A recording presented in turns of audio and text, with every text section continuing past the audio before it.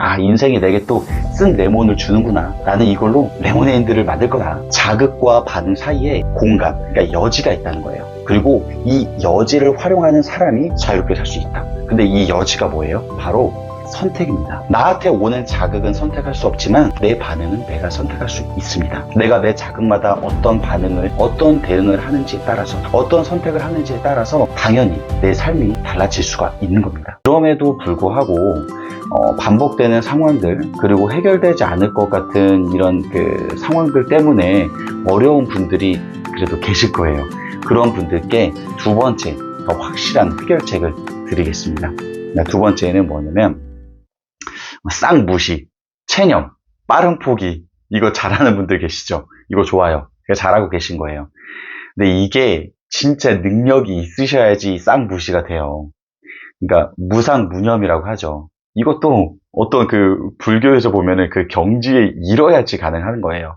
이렇게 노력하는 분들이 계십니다. 근데 이게 참 잘 안 돼요. 제가 지난 영상에서도 다루었듯이 사고 억제의 역설적 효과라는 것 때문에 더더욱 그렇습니다. 내가 생각하지 말아야지 하면은 생각이 더 나는 게 인간입니다. 어떻게 그렇게 생각이 잘 나는지 모르겠어요. 잠잘 때도 이북킬 많이 하잖아요. 그래서 정말 핵심적으로 중요한 거는 하버드대의 심리학의 교수인 데니얼 길버트 교수님이 말한 건데, 핵심적으로 중요한 거는 뭐냐면 긍정적으로 생각을 하는 겁니다. 그러니까 긍정 심리학에서 가르치는 이론의 핵심이 뭐냐면은 부정적인 생각을 물리치려면 인간의 힘으로 안 된다는 거예요. 대신에 1대 3의 법칙이 있습니다. 부정 몇 대 긍정 몇이면 그 생각에서 자유로워질 수 있다는 것이거든요. 그러니까 그 비율이 몇 대 몇이냐면 1대 3이에요. 그러니까 부정적인 생각이 들어왔을 때 내가 긍정적인 것을 3번 해주면 된다는 거예요. 그러니까 무상무념 안 돼요. 인간의 힘으로 안 돼요. 근데 여러분 호상호념 하라는 겁니다. 좋은 관계가 행복을 가져온다는 거는 이미 과학적으로 입증된 결과입니다. 근데 그 좋은 인간관계를 갖는 그 방법은 뭐예요? 한 번에 안 돼요. 이거는 계속적인 반복을 통해서 가능하다는 거예요. 괜찮다, 괜찮다. 좋은 생각을 계속 하는 거예요. 아까 말씀드렸던 싹 무시하는 거, so what? 이 상황에서 내가 그 관계를 계속 이끌어가기 위해서 괜찮다, 괜찮다, 좋은 생각을 하는 거예요. 물론 비난이 오고 쌍욕이 쏟아집니다. 그러면 혼잣말 하는 거예요. 지금 또한, 이 또한 지나가리라. 피할 수 없으면 즐기자. 아, 인생이 내게 또 쓴 레몬을 주는구나. 나는 이걸로 레모네이드를 만들 거다. 모든 것이 협력해서 선을 이룬다. 이 작은 실현의 물줄기들이 모여서 큰 강물을 만들게 될 것이다. 여러분, 2차 세계대전 중에서 아우슈비츠 수용소에서 생존한 신경심리학자인 빅터 프랭클이 이런 말을 했습니다. 이 사람이 아까 말했던 하버드 대학교의 길버트 교수님이라든지 또는 그 노벨상을 받았던 하버드대 교수님, 의미치료의 창시자이기도 하고 긍정심리학의 그런 토대가 됩니다.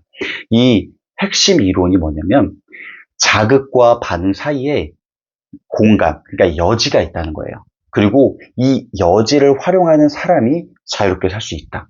이 여지를 활용하는 사람이 행복할 수 있다라는 겁니다. 근데 이 여지가 뭐예요? 바로 선택입니다. 나한테 오는 자극은 선택할 수 없지만 내 반응은 내가 선택할 수 있습니다. 내가 매 자극마다 어떤 반응을, 어떤 대응을 하는지에 따라서, 어떤 선택을 하는지에 따라서 당연히 내 삶이 달라질 수가 있는 겁니다. 여기서 제가 인사이트를 하나 더 드릴게요. 호상호념 하라고 제가 말씀을 드렸는데 호상호념의 시작은 바로 내가 어떤 상황에서든지 감사하기를 선택을 하는 것입니다.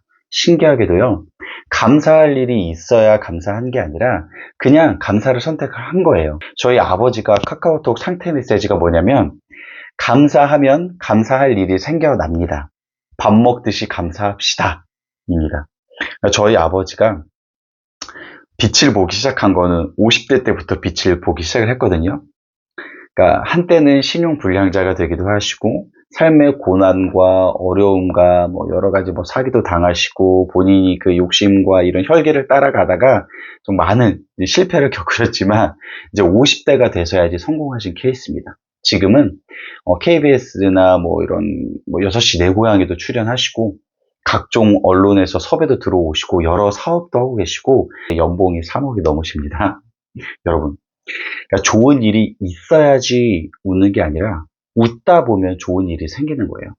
감사로 호상호념을 시작하셔서 아우슈비츠 수용소에서 생존한 빅터 프랭클린처럼 어떤 불행과 진흙탕 속에서도 내 갈 길을 가시는 여러분 되시길 멘탈 헬퍼 김 코치가 응원합니다. 저는 SK 그 초청 강사죠.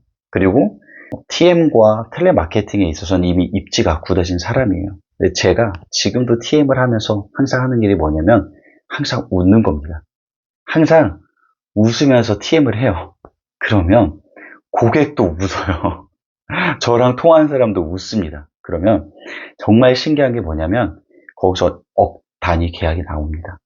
억 단위 계약의 미팅이 생깁니다. 정말 수억 단위의 미팅이 잡히고 그 미팅에서 그 사람이 제가 궁금해서 어떤 사람인지 만나고 싶어 하는 거예요.